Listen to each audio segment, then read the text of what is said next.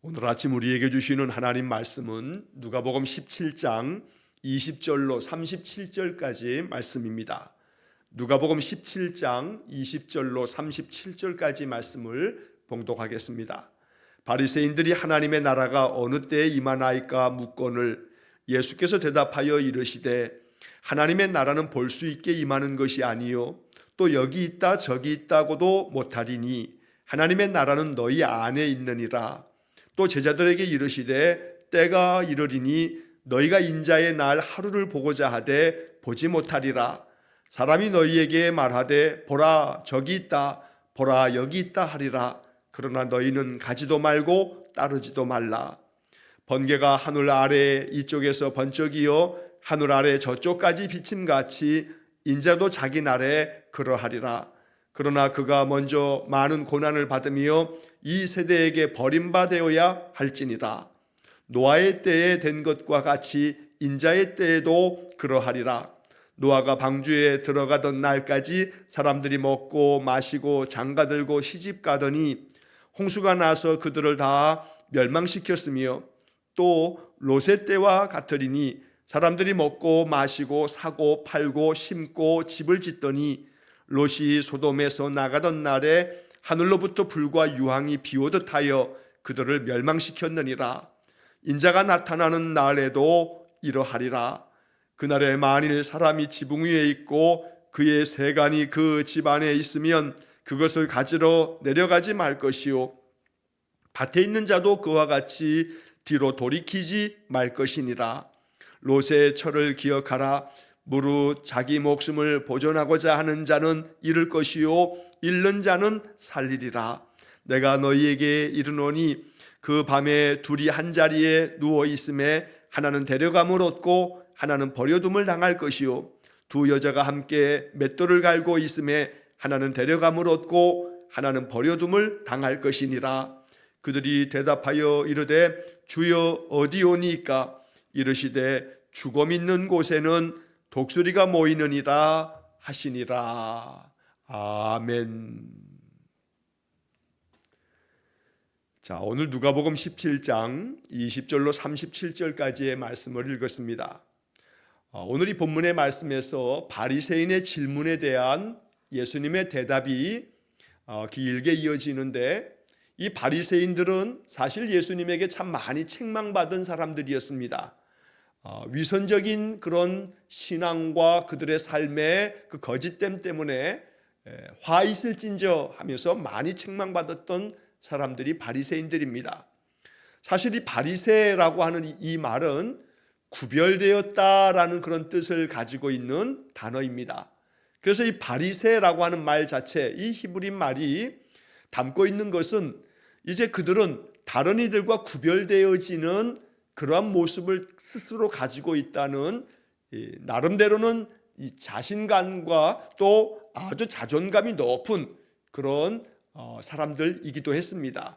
하지만 그들의 그 신앙의 양태가 점점 세상에 많은 죄악된 것으로부터 구별되고 분리되었다라고 하는 의식을 가지면서 그것이 특권의식처럼 자신들은 다른 이들과는 달리 분리되고 구별되었다라고 하는 그런 의식이 오히려 더 교만함을 낳게 되고 그러면서 위선적인 그런 신앙의 모습으로 사람들 앞에서는 굉장히 경건한 척 또 금식을 하면서 또 율법이 정한 대로 그 율법을 잘 지켜가는 모습 속에서 자신들의 신앙이 가장 큰 그런 신앙인 것처럼 내세웠지만 그러나 주님께서는 이 바리새인들의 아주 이중적인 모습에 대한 책망들도 많이 말씀하셨습니다. 자, 그런데 그런 중에도 오늘 본문의 말씀에 등장하는 이 바리새인들의 질문은 사실 생각해 보면 참 뜻이 있는 질문입니다. 바리새인들이라고 해서 무조건 다 모든 사람들이 예수님께 책망받는 사람들은 아니었습니다. 그 중에는 주님께서 말씀하시는 것을 믿음으로 받아서 그 말씀을 따르는 그런 사람들도 있었습니다. 사실 사도 바울도 원래 그는 바리새인 중에 바리새인이라고 스스로 자기 자신을 말하기도 했습니다. 요한복음에서 특별히 우리가 잘 아는 니고데모라는 사람도 바리새인이고 또 그는 높은 관원의 한 사람이기도 했습니다. 자, 여기 이 바리새인 오늘 본문에 나오는 이 사람들 중에 어떤인지는 다 알 수는 없지만, 그러나 바리새인들이 하나님의 나라가 어느 때 임하나이까? 라고 하는 질문을 예수님께 여쭈어봅니다. 그리고 예수님이 대답해 주십니다. 여기서 우리가 먼저 한 가지 기억하면 좋을 것은, 좋은 질문을 통해 좋은 대답을 얻게 된다라고 하는 것을 생각해 보면, 이 본문에 나오는 바리새인들이 예수님께 여쭈어본 이 질문은 아주 참 좋은 질문입니다. 하나님의 나라에 대해서 묻고 있습니다. 물론 이 질문은 어느 때 임합니까? 라고 하는 그런 질문이 되어서 주님은 그 어느 때가 아니고 하나님의 나라에 대한 주님의 바른 가르침을 말씀하고 있지만, 그러나 어찌되었던 이 바리새인들의 이 하나님의 나라에 대한 그런 질문을 통해서 우리는 하나님 나라에 대한 예수님의 가르침을, 아주 귀한 말씀들을 이렇게 듣게 되는 것입니다. 언제나 주님 앞에 질문할 수 있는 그러한 믿음으로 항상 주님께 나아감이 필요합니다. 그러면 주님께서 우리의 마음 가운데, 성령께서 우리의 마음에 생각나게 하시고 깨닫게 하시고 말씀을 통해서 또 마음 가운데 주님이 들려주시는 음성을 또 느낄 수 있게 하시고, 이렇게 늘 하나님 앞에서 내 마음에 하나님 앞에 묻고 또 질문하고 하나님의 뜻을 구하는 그런 삶이 되어질 때 하나님의 은혜가 더 풍성하게 임할 줄 믿습니다. 자, 이 바리새인들의 이 질문 앞에 예수님은 이렇게 대답하십니다. 하나님의 나라가 어느 때 임합니까? 물었는데 주님의 대답은, 하나님의 나라는 볼 수 있게 임하는 것이 아니요 또 여기 있다 저기 있다고도 못하리니 하나님의 나라는 너희 안에 있느니라. 사실 이 말씀은 하나님의 나라에 대한 대단히 중요한 말씀입니다. 하나님의 나라를 우리가 이해할 때 마태복음에서는 이 하나님의 나라라는 표현을 천국이라고 하는 표현으로 사용하고 있는데, 누가복음에서는 하나님의 나라라고 하는 말을 즐겨 사용합니다.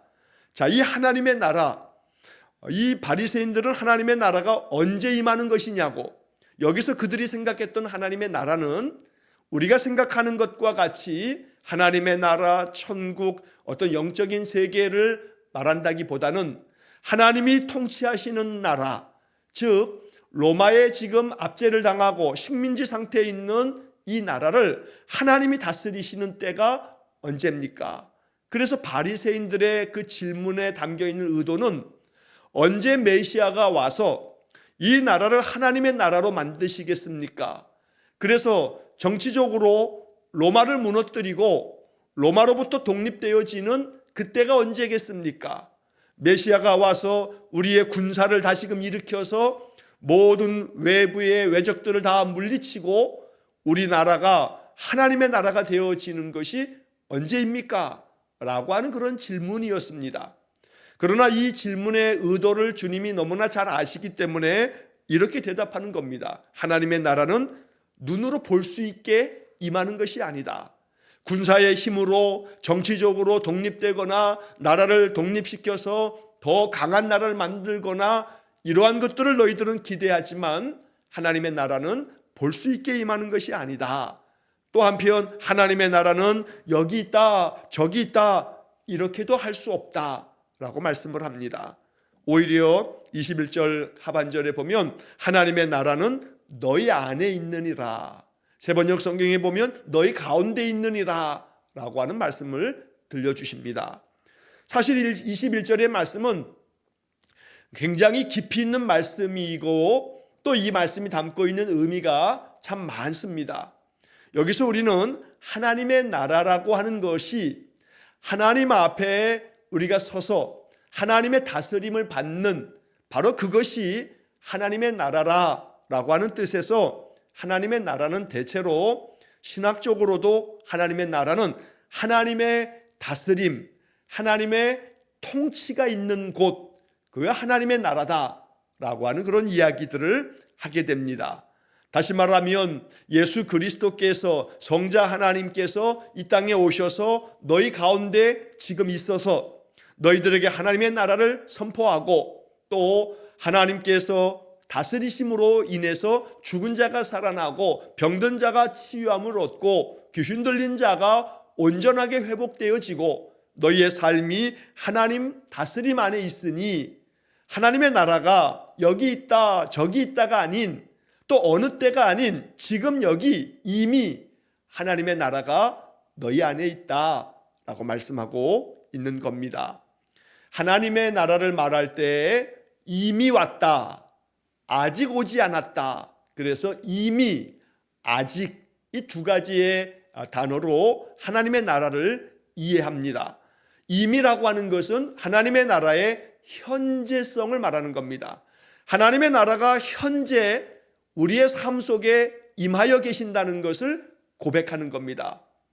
자, 이 말은 무슨 뜻이냐면 나의 마음 가운데 하나님을 내 마음의 주로 모시고 내 안에 우리 주님께서 거하셔서 내가 늘 주님께 기도하고 찬송하고 말씀으로 주님과 교통함이 있어서 하나님을 내 마음에 모셔 살아가게 될 때, 그리고 하나님이 내 마음을 다스리심으로 내 마음에 평강이 있고 내 마음에 하나님 은혜가 가득하게 될 때 하나님이 내 안에 계시니 내 마음이 하나님 나라고, 그런 마음으로 내가 가정에서, 일터에서, 또 나의 삶의 자리에서 하나님의 뜻을 따라서 내가 살아가게 될 때 하나님의 다스림이 그곳에 있으니 그곳이 바로 하나님의 나라가 되고, 그러니 하나님께서 나의 모든 마음도 다스려 주시고 내 삶의 모든 것 속에 하나님의 뜻이 이루어지기를 마음 가운데 고대하면서 감사하면서 그렇게 살아갈 때 아무리 고난이 많은 그 인생 속에도 하나님의 나라, 즉 하나님의 다스리심이 거기에 있다는 겁니다. 이게 하나님의 나라의 현재성이라고 말하는 겁니다. 그러나 동시에 하나님의 나라는 이 현재가 그 다음 계속되어져 우리는 그 이후에 앞날을 내다보는 미래를 생각할 때 하나님의 나라는 아직 완성되지 않은, 이제 장차 하나님 앞에 서게 되는 그 날을 또한 말씀하고 있는 것이 하나님 나라의 미래성이라고 말합니다.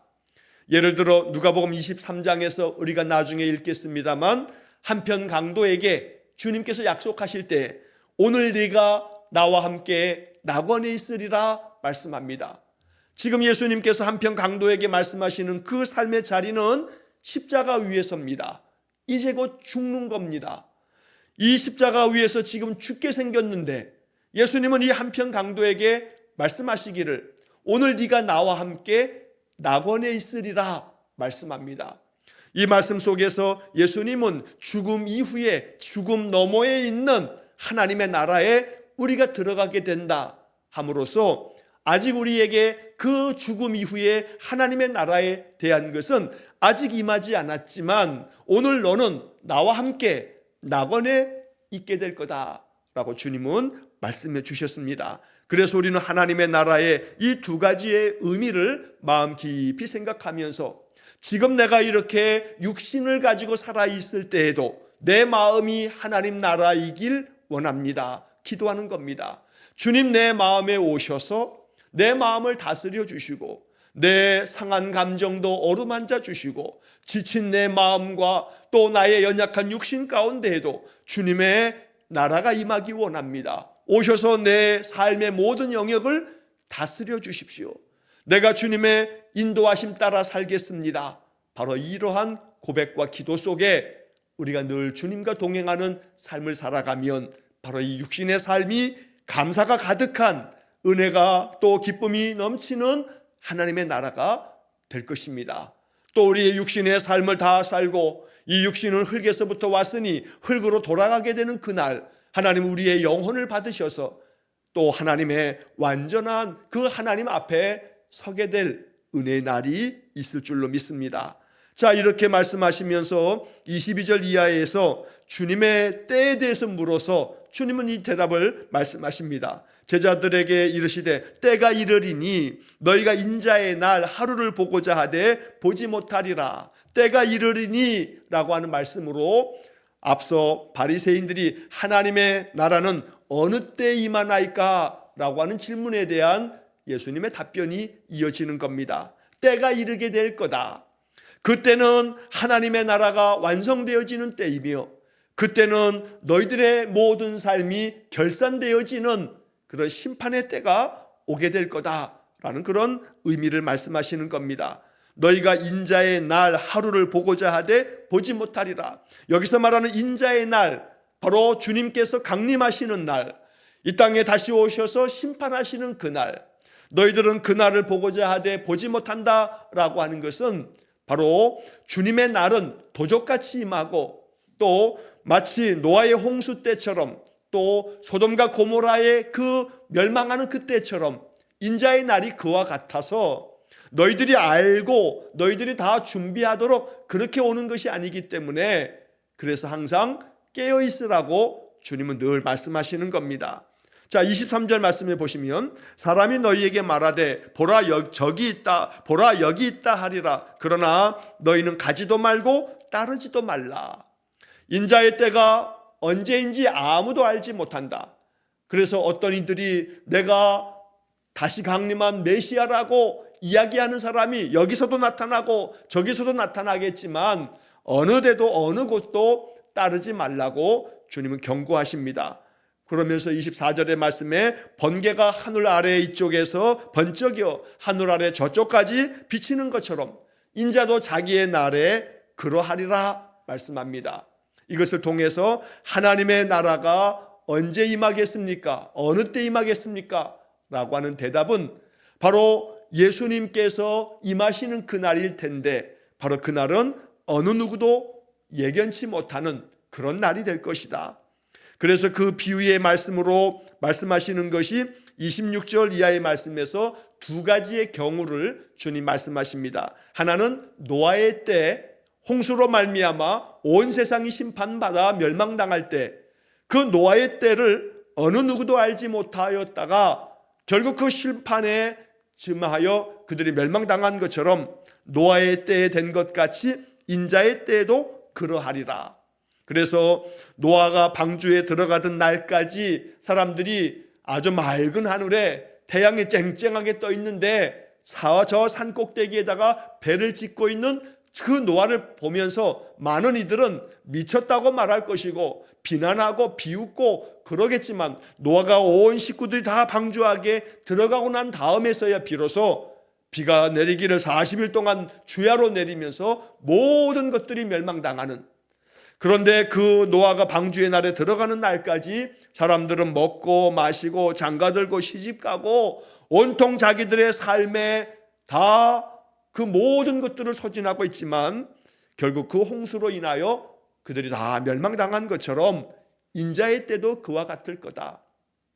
먹고 마시고 또 즐기고 세상 연락 마음껏 누리다가 주님께서 다시 강림하시는 심판의 날이 그렇게 노아의 홍수 때처럼 갑자기 임하게 될 때 너희들은 다 멸망당하고 말 것이다 라는 말씀을 들려주시는 겁니다.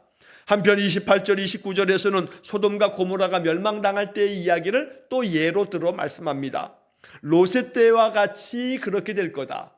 바로 롯의 식구들이 소돔과 고모라에 살고 있을 때 하나님께서 주의 사자들을 보내어 이 롯의 식구들을 저 소돔성에서 벗어나게끔 만드실 때에 계속해서 멈춤 주저하다가 하나님께서 주의 천사들을 통해 그들의 손을 붙들고 끌어내면서 바로 이 소돔과 고모라 아주 타락한 이 도성을 하나님께서 불과 유황으로 심판하시게 됐을 때 사람들은 먹고 마시고 사고 팔고 심고 집을 짓고 온갖 자신들의 삶을 누렸지만, 그러나 하나님의 그 심판이, 불과 유황의 심판이 그렇게 도적같이 임하였음을 말씀하는 겁니다.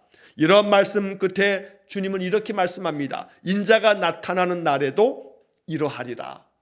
인자가 다시금 강림하여 하나님의 나라가 이루어지는 때에도 이와 같이 될 거다.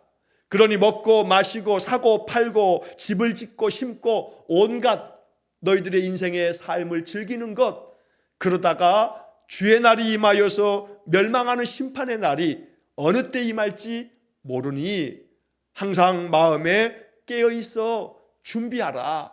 늘 하나님의 때가 언제 임할지 모르니 언제나 하나님의 나라를 대비하고 기다려라. 주님은 이런 여러 말씀들을 통해서 말씀하는 겁니다. 자, 그런데 이런 말씀 중에 중간에 보면 25절에 주님은 이러한 말씀을 한 구절 또 말씀하십니다. 그러나 그가 많은 고난을 받으며 이 세대에게 버림받아야 할지니라.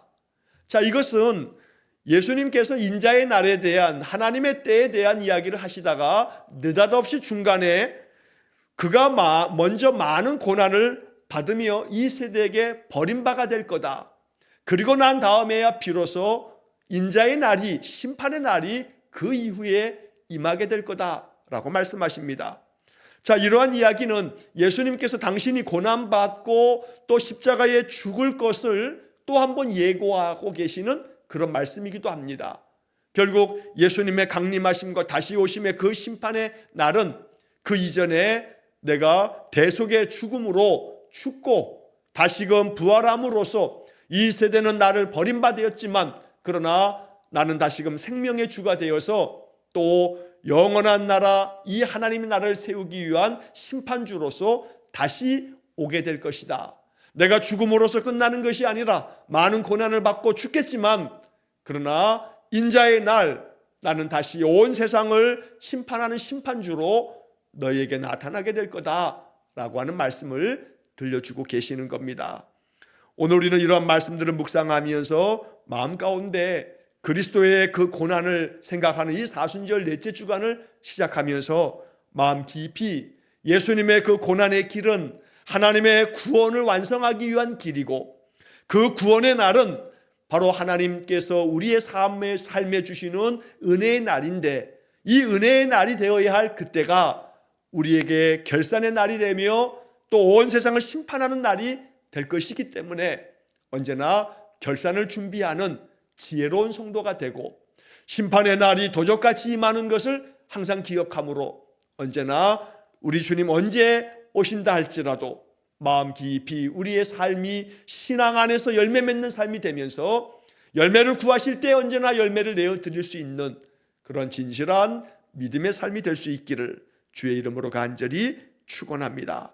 자, 한편 31절 이하의 말씀에서 바로 그날에라고 말씀하는데 예수님께서 나타나시는 날, 하나님의 나라가 임하게 되는 날, 하나님께서 모든 세상을 심판하시며 결산하시는 그날, 바로 그날에 만일 사람이 지붕 위에 있고 그의 세간이 집 안에 있다면 그러면 그것 세간살이를 갖겠다고 내려가지 말아라. 또 집에 있는 밭에 있는 자들도 역시 뒤돌아보지 말아라.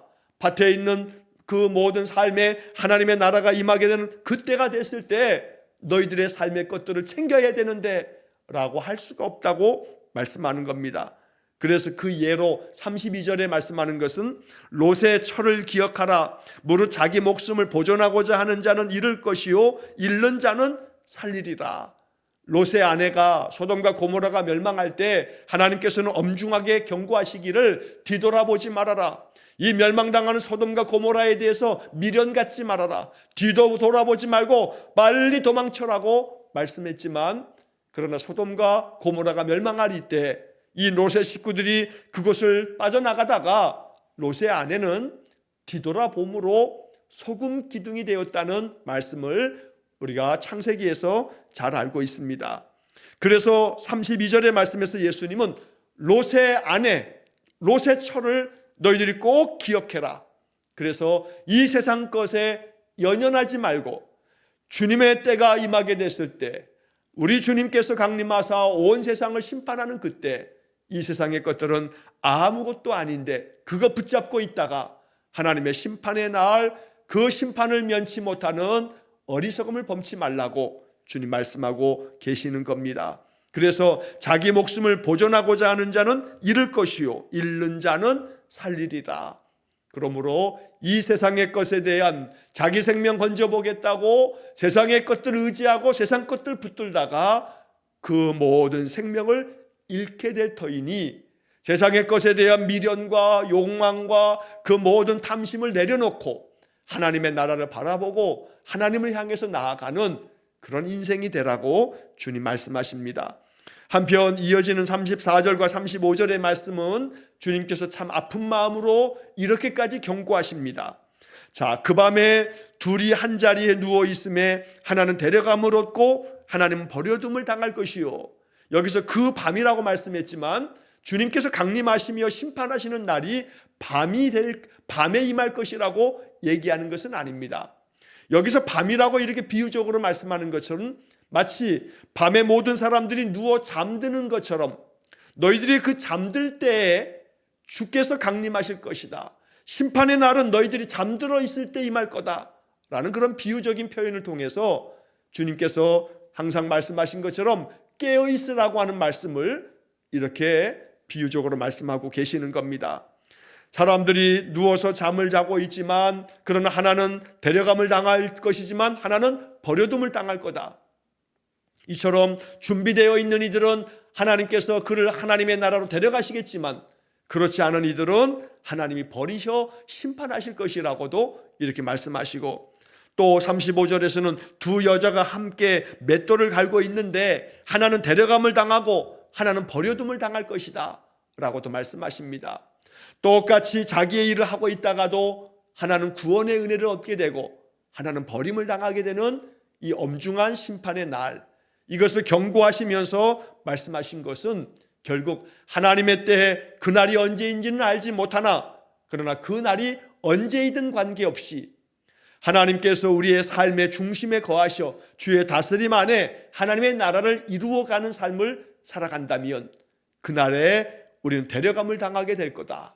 하나님의 그 나라에 우리가 임하게 될 것이고 하나님의 영광 가운데 서게 될 것이라고 말씀하는 겁니다. 자, 그런데 그 다음에 마지막에 이어지는 37절 말씀에 보면 그들이 대답하되 주여 어디 오니까? 라고 하는 질문을 합니다. 어디서 이런 일이 일어나겠습니까? 라고 하는 그런 질문입니다. 지금 이 앞에 34절 35절에 말씀한 것처럼 두 사람이 누워있다가 하나는 데려감을 당하고 하나는 버려둠을 당하고, 맷돌을 갈다가도 하나는 데려감을 당하고 하나는 버려둠을 당할 때 어느 때 어디에서 이런 일이 있겠습니까? 어디에서 일어나는 일입니까? 라고 또다시 질문하는데 주님은 이렇게 마지막 대답하십니다. 죽음 있는 곳에는 독수리가 모이느니라. 아주 이 말씀에 담겨있는 의미의 그 뜻은 죽음 있는 곳에, 이 죽음은 사람이 죽고 난 다음에 남는 그 시체를 말합니다. 시체가 있는 곳에 독수리가 모인다. 여기 죽음이 있는 곳, 결국 이것은 사망 권세에 사로잡혀서 생명을 잃어버린 그곳에 바로 독수리가 모인다.